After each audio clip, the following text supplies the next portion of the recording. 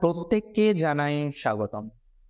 আলোচনা করছি 2024-এর এপ্রিল মাসের 15 তারিখ থেকে মে মাসের 15 তারিখ, এই একটা মাসের সময়কাল নিয়ে। এবং আলোচনার কেন্দ্রবিন্দুতে আজকে যে রাশিটি আছে সেটি কালপুরুষের রাশি চক্রের তৃতীয়তম রাশি, অর্থাৎ মিথুন রাশি। আমরা মিথুন রাশি জাতক জাতিকাদের নিয়ে আলোচনা করব, তাদের ভালো তাদের মন্দ ইত্যাদি বিষয় নিয়ে পর্যালোচনা করার চেষ্টা করব এই একটি মাসের সময়কাল। তবে তার আগে আপনাদেরকে জানিয়ে রাখি, এই একটি মাস অনেক বেশি বিশেষ। তার পিছনে বেশ কিছু কারণ রয়েছে, যার মধ্যে প্রথম যে কারণ, এন্টায়ার মাস আপনাদের রাশির একাদশ ভাবে রবি অবস্থান করবেন, যে রবি আপনাদের তৃতীয় ঘরের অধিপতি। তাহলে একাদশস্থ রবি মিথুন রাশি জাতক জাতিকাদের বেশ কিছু ক্ষেত্রে ধনাত্মকতা প্রদান করবে, সেটা আশা রাখা যেতে পারে। এবং আদার্স বিভিন্ন ক্ষেত্রেই আমরা পজিটিভিটি এই মাসে পাবো। তো চলুন আমরা শুরু করি যে কোন কোন ক্ষেত্রে পজিটিভিটি গুলো আসতে পারে বা কোন কোন ক্ষেত্র থেকে আমরা ধনাত্মক ফলাফল গুলো পেতে পারি। প্রথমেই আলোচনা করব আপনাদের হেলথ।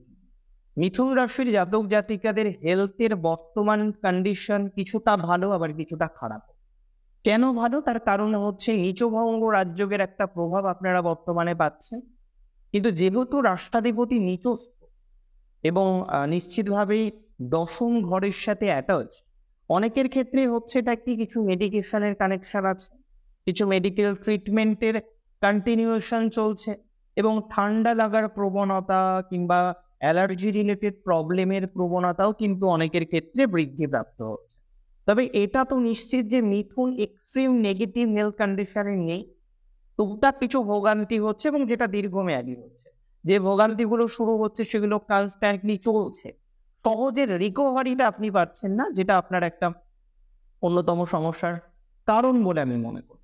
তবে এখানে দাঁড়িয়ে যদি এই প্রশ্নটা থাকে যে আপনাদের এনহান্সমেন্ট বা ওভারঅল গ্রোথ আমরা কতটা পাবো বা আদতেও পাবো কিনা হেলথের দিক থেকে, আমি কিন্তু একটা স্পষ্ট কথা আপনাদের সাথে শেয়ার করি। এমনিতে হেলথের ইমপ্রুভমেন্টের জায়গা নিশ্চিতভাবেই থাকছে। এবং শারীরিক হেলথকে যদি আমরা পাশে রাখি, অ্যাপার্ট ফ্রম দেয়ার আরেকটা বিষয় আমাদের জীবন চক্রে থাকে, যেটা মানসিক। আর মিথুন রাশির জাতক জাতিকারা জানেন যে তাদের শারীরিক সমস্যা থেকে জীবন চক্রে অনেক বেশি সমস্যায় পড়তে হয় যে বিষয়টা নিয়ে, সেটা মানসিক। অনেকের ওসিডি রিলেটেড প্রবলেম আছে, অনেকে অ্যাংজাইটি ডিসঅর্ডারে ভোগেন। অনেকের ক্ষেত্রে আমরা দেখছি যে বারংবার বিভিন্ন রকম ডিপ্রেশন চলে আসছে মিথুনের, এবং তার কারণ বিভিন্ন।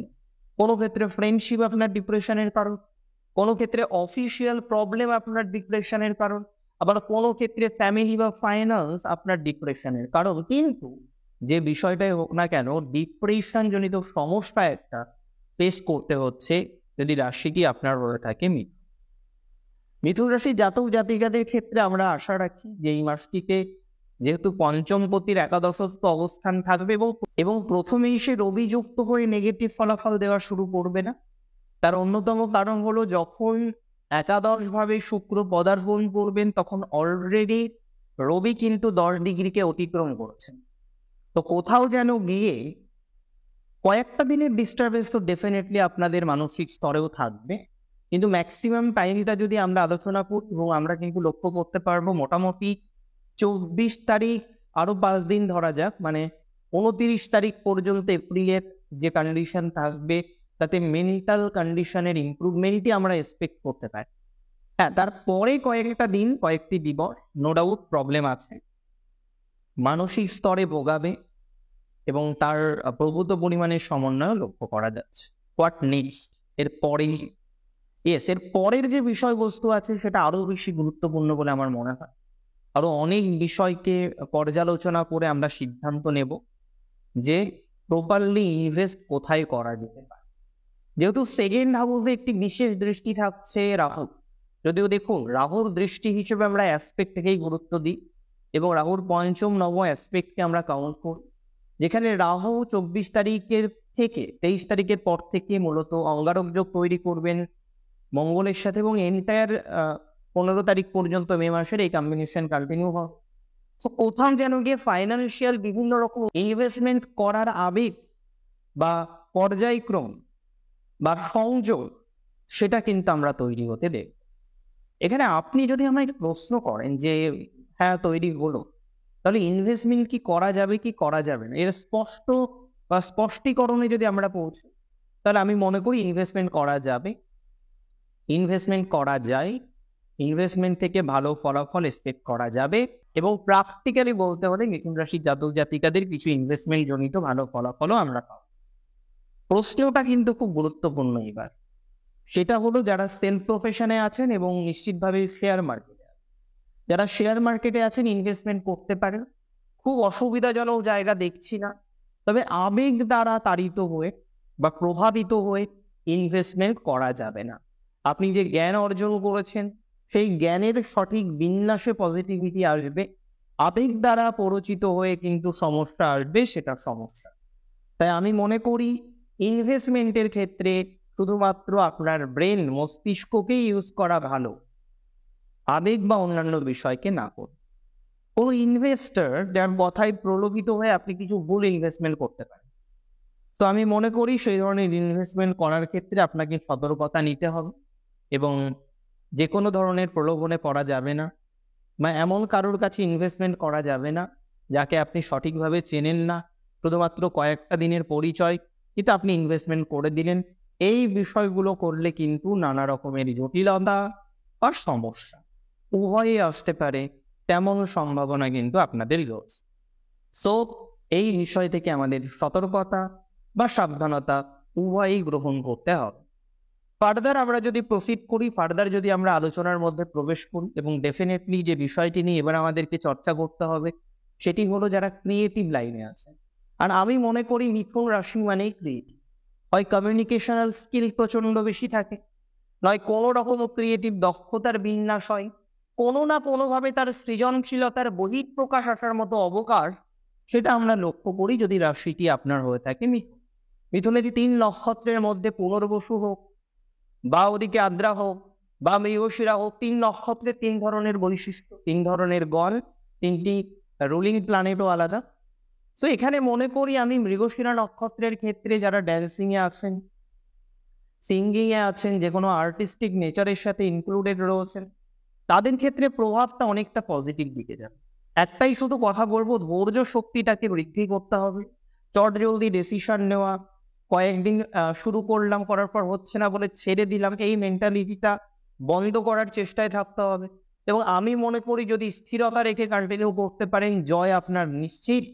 আপনার বার্থ চার্ট কিন্তু সেই বিষয়কেই রিপ্রেজেন্ট করে, সেই দিকেই আপনাকে নিয়ে যাবে, এ বিষয়ে কোনো রকম সন্দেহ কিন্তু আমি প্রকাশ করছি। তবে প্রশ্নটা হলো কতটা ডেভেলপমেন্ট আমরা এক্সপেক্ট করতে পারবো পার্টিকুলার এই লাইনস। হ্যাঁ, যারা ক্রিয়েটিভ লাইনে আছেন, আর্টিস্টিক লাইনে রয়েছেন, মার্কেটিং লাইনে রয়েছেন, ল রিলেটেড ম্যাটারে রয়েছেন, নক্ষত্র যদি মৃগশিরা হয়ে থাকে, রাশিটি যদি মিথুন হয়ে থাকে, এই সময়কালটা আপনার। ইভেন যারা পলিটিশিয়ান হিসেবে যুক্ত রয়েছেন, পলিটিক্সের সাথে অ্যাটাচ রয়েছেন, আই স্ট্রংলি বিলিভ তাদের ক্ষেত্রে ধনাত্মকতার মাত্রাটা অনেকাংশে বৃদ্ধিপ্রাপ্ত হতে পারে যদি মিথুন রাশি এবং মৃগশিরা নক্ষত্র আপনার হয়ে থাকে।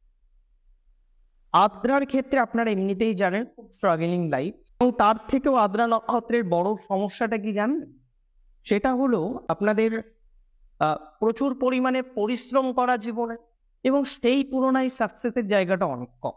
আপনারা জানেন 10 জনের মধ্যে 5 জন বা 7 জনের ক্ষেত্রে এই একই প্রবলেম আমরা ফেস করি, কিন্তু আদ্রা বেশি ফেস করে।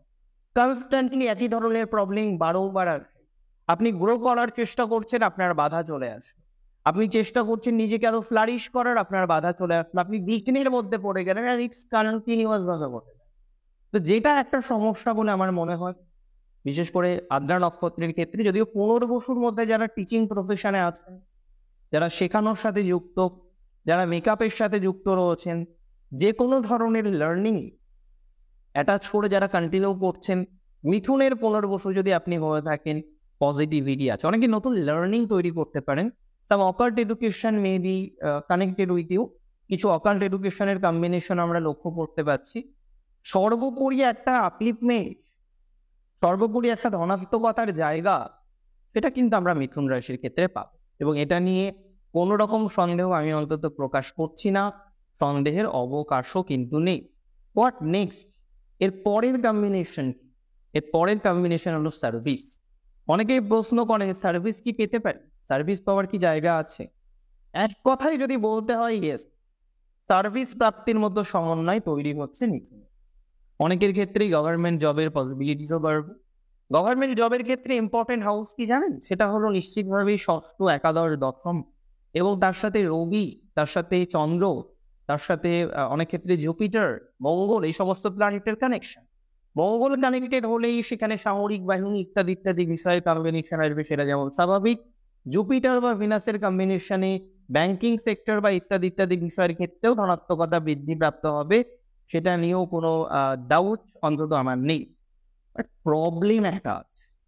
প্রবলেমটা কি? প্রবলেমটা হচ্ছে মিথুন রাশি জাতক জাতিকাদের ক্ষেত্রে যারা বর্তমানে তো যুক্ত রয়েছেন চাকরিতে, নতুন চাকরি আপলিটমেন্ট করার চেষ্টা করছেন, তাদের এই সময়ে পরিবর্তন আর করা যাবে না। খুব ভালো করে শুনুন, পরিবর্তন যদি এপ্রিলেও করতে চান তাও করতে পারেন, এপ্রিলের শেষ 15 দিন। কিন্তু মে মাসে শুরু হওয়ার পর কোনো রকম চেঞ্জ করার পরামর্শ দেব না। আপনি হয়তো গভর্নমেন্ট জব করছেন, পোস্ট হয়তো একটু একটু নিচুর দিকে আছে, একটা কথা জানবেন, কোনো কাজেই ছোট নয়। তারপরেও আপনি আপনার কোয়ালিটি অনুসারে জব পাননি, আপনি এমন একটা কন্ডিশনে আছেন, না ছাড়তে পারছেন, না এনাউন্সমেন্ট করতে পারছেন, না ধরতে পারছেন। তো ইন দ্যাট সিনারিও আমি এটা মনে করি এই মুহূর্তে চাকরি ছেড়ে দেবো এরকম মেন্টালিটি করা যাবেই না।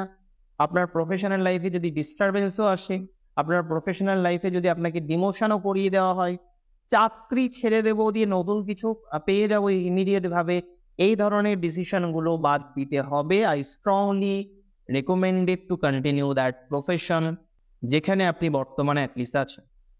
প্রশ্ন হলো, যারা চাকরি চেষ্টা করছেন একদম নতুন ভাবে, কোনো রকম চাকরি করেন না, আমি মনে করি তাদের ক্ষেত্রে কর্মজীবনের পজিটিভিটি আছে, ধীরে ধীরে পজিটিভিটি বাড়বে, প্রফেশনাল ডেভেলপমেন্ট জায়গা লক্ষ্য করতে পারছি, নতুন চাকরির সুযোগ আসবে। যারা চাকরি করেন না, খুব ভালোভাবে বুঝুন, চাকরি পরিবর্তন করার ফ্রেশ পাওয়া দুটোর মধ্যে বিস্তর তফাৎ থাকে। পরিবর্তনের ক্ষেত্রে 9th হাউস ইম্পর্টেন্ট, পাওয়ার ক্ষেত্রে 9th হাউস অতটা ইম্পর্টেন্ট নয়। পরিবর্তনের ক্ষেত্রে 5th হাউস ইম্পর্টেন্ট, পাওয়ার ক্ষেত্রে অতটা ইম্পর্টেন্ট নয়। পাওয়ার ক্ষেত্রে সিম্পল রোল 2, 6, 10, 11 চাকরি পাওয়ার সংযোগ। কিন্তু পরিবর্তনের ক্ষেত্রে 2, 6, 10, 11 এর সাথে পঞ্চম নবমের কানেকশনও লাগে, বা দূরে যদি পরিবর্তন হয়, আরো দূরে যদি পরিবর্তন হয়, সেক্ষেত্রে কিন্তু কম্বিনেশন হিসেবে নিশ্চিতভাবে আরো অন্যান্য হাউসের কম্বিনেশন লাগে। তাই আমি স্ট্রংলি মনে করি যে এই মুহূর্তে পরিবর্তন করা যাবে না, ফ্রেশ প্রাপ্তির কম্বিনেশন আছে। এবং আরেকটা বিষয় বুঝতে হবে, যারা সরকারি চাকরির জন্য চেষ্টা করছেন 2 বছর, 5 বছর, 10 বছর বা 6 মাস, এবং আপনার টার্গেট ওরিয়েন্টেশন শুধুমাত্র এ ক্যাটাগরির জবই পাবো বা অ্যাডমিনিস্ট্রেটিভ জব ছাড়া করবো না, এই মেন্টালিটিটাকে পরিবর্তন করতে হবে। কিছু কিছু ক্ষেত্রে কম্প্রোমাইজ করে আমাদের জীবনকে এগিয়ে নিয়ে যেতে হয়।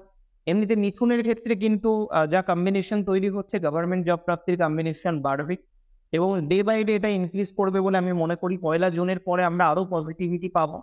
বাট এই সমসাময়িক সময়ে চাকরি পরিবর্তন না করা গেলেও প্রাপ্তির যোগ যে আছে সেটি আপনাদের সাথে আমি শেয়ার করলাম। অ্যান্ড সেকেন্ড যেটা বলবো সেটা হচ্ছে, যারা কর্পোরেটে আছেন, স্ট্রিম চেঞ্জ করতে চাইছেন, সম্পূর্ণভাবে চেঞ্জ করতে চাইছেন, যেমন আপনি আইটি সেক্টরে আছেন, আপনি আইটি সেক্টর থেকে বেরিয়ে আসতে চাইছেন, তো আমি মনে করি এই ধরনের হঠকারী ডিসিশন এখন নেওয়া যাবে না। একদম স্পষ্ট আপনাদের জানালাম যে এই ধরনের ডিসিশন, এই ধরনের হঠকারী ডিসিশন এখন নেওয়া যাবে না, নিলে কিন্তু সুবিধাজনক হবে না বা অন্যান্য কিছু সমস্যা তৈরি হয়ে যাবে যদি এই ধরনের ডিসিশন নেন, সেটা কিন্তু আমি বলতে পারি। Now what next? এরপরে কি?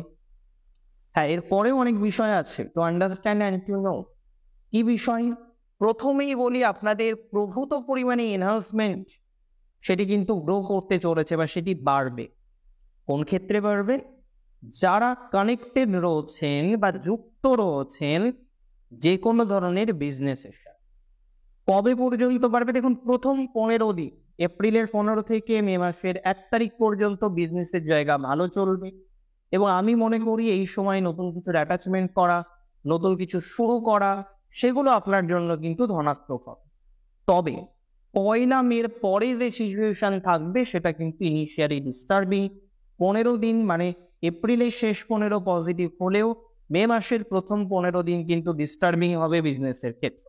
অনেক বিজনেসের ক্ষেত্রে ডেভেলপমেন্ট আমরা পাবো, বিশেষ করে যারা হোশিয়ারি ম্যাটারে যুক্ত, যে কোনো ধরনের সেলিং সেটি যদি মেটাল রিলেটেড হয়, যে কোনো ধরনের সেলিং সেটা যদি জুয়েলারি রিলেটেড হয়, যে কোনো ধরনের মিষ্টান্ন দ্রব্যাদির ব্যবসা, যে কোনো ধরনের গ্রোসারি রিলেটেড ব্যবসা, যে কোনো ধরনের মৃৎশিল্প জনিত কোনো ব্যবসার সাথে যারা অ্যাটাচ রয়েছেন, তাদের ক্ষেত্রে পজিটিভিটি বা এই ধরনের বিষয়বস্তুর জায়গাগুলো কিন্তু বৃদ্ধি প্রাপ্ত হবে যদি আপনার রাশিটি হয়ে থাকে মিথুন। তাহলে আমরা একটা জিনিস বুঝলাম যে মিথুনের ক্ষেত্রে ব্যবসা, চাকরি বা সেলফ প্রফেশন নেগেটিভ পর্যায়ক্রমে নেই। রিলেশনশিপ নিয়ে কিছু কথা বলতে হবে। দেখুন, রিলেশনশিপ নিয়ে প্রথম দিকে ডিস্টারবেন্স আসবে না, আমি মনে করি না আসবে। 29 তারিখ পর্যন্ত রিলেশনশিপের জায়গা ঠিক, একদম পরিষ্কার আপনাকে ডেট বলে দিলাম। যারা রিলেশনশিপগত সমস্যায় আছেন, রিলেশনশিপ থেকে বিভিন্ন রকম প্রবলেম ফেস করছেন, আমি মনে করি তাদের ক্ষেত্রে ধনাত্মকতার পরিমাণটা বাড়বে। এবং একই সাথে এটাও আমি মনে করি আপনাদের অগ্রগতিময় সময় বা ইত্যাদি বিষয় বৃদ্ধির মতো অবকাশ লক্ষ্য করতে পারবো। আর একটা কথা বলে রাখছি, সেটি হচ্ছে অনেকেই রিলেশনশিপ নিয়ে খুব চিন্তায় আছেন, বিশেষ করে ফ্যামিলি রিলেশনশিপ কিছু নষ্ট হয়েছে, ফ্রেন্ডশিপ নষ্ট হয়েছে, এবং যেগুলো বেদনা দেয়। দেখুন, নর্মালি সবার রিলেশনশিপ সবসময় ভালো থাকে না, দ্যাট ইজ ভেরি কমন, আমরা প্রত্যেকেই জানি। বাট রিলেশনশিপটা অন্তত কিছুটা তো ভালো থাকতে হবে, তাহলে তো সমস্যা। এই জায়গায় দাঁড়িয়ে আমি মনে করি বা আমি বিশ্বাস করি যে পজিটিভিটি আছে, অনেক ক্ষেত্রেই ধনাত্মকতা আসবে বা ধনাত্মকতার বহিঃপ্রকাশ হবে, এ বিষয়ে কোনো সন্দেহ আমার নেই। 29 তারিখের মধ্যে পজিটিভিটি বা কিছুটা রেসপন্স সেটি কিন্তু পাওয়া যেতে পারে। রিলেশনশিপ জনিত বিয়ের ক্ষেত্রে এই মাসে হয়তো খুব ভালো সাপোর্টিভ জায়গা পাবো না আমরা, অন্তত মে মাসের প্রথম 15 দিন এই জায়গাটা শুভ নয়। তবে প্রথম 15 দিন অ্যারেঞ্জ ম্যারেজের ক্ষেত্রে ধনাত্মকতা আছে, সেটা কন্টিনিউ হবে। যারা অ্যারেঞ্জ ম্যারেজে বিশ্বাসী, অ্যারেঞ্জ ম্যারেজ করতে চাইছেন, তাদের ক্ষেত্রে এই সংযোগ শুভ ফলাফল দেবে বলে আমি মনে করি। তবে যে বিষয়টাতে ডিস্টার্ব আছে বা যে বিষয় নিতে সমস্যা আছে সেটা লাভ ম্যারেজের। 29 তারিখের পরে কিন্তু লাভ ম্যারেজের ক্ষেত্রে নানা রকম সমস্যা বা জটিলতা আসতে পারে। স্পিরিচুয়াল এডুকেশন যারা করছেন তাদের ধনাত্মকতা বাড়বে। সুপারভাইজার রিলেটেড যাদের প্রবলেম, যে কোনো ধরনের অ্যাডমিনিস্ট্রেশনের সাথে যাদের বনিবনা হচ্ছে না, সেটা এডুকেশনে হোক, সেটা জবের ক্ষেত্রে হোক, সেটা বিজনেসের ক্ষেত্রে হোক, এই জায়গাটা কিছুটা কিন্তু পজিটিভ দিকে যাবে বলে আমি মনে করি। তবে সমস্যা আপনার আরেকটি আছে, সেটি হলো আপনার দাম্পত্য জীবন। দাম্পত্য জীবনে যাদের জটিলতা চলছে, ডিভোর্স রিলেটেড বিষয় নিয়ে ভাবছেন বা বিভিন্ন রকম ভাবে সেই জায়গা থেকে বেরিয়ে আসতে চাইছেন, আমি মনে করি তাদের ক্ষেত্রে পজিটিভিটি থাকবে। এবং এই মুহূর্তে যদি একটু স্কিপ করেন ল লিটিগেশন ইত্যাদি বিষয়, তাহলে আরো বেশি ধনাত্মকতা বৃদ্ধিপ্রাপ্ত হতে পারে। ফরেন ট্রাভেলের যারা চেষ্টা করছেন তাদের কম্বিনেশনটা ভালো হবে। অনেক মা আছেন, তাদের সন্তান ফরেনে আছেন এবং বিয়ের কথা ভাবছেন, প্রথম 15 দিনের মধ্যে পাত্রী দেখতে পারেন, বৈশাখ মাস পড়ে গেলে দেখা যায়।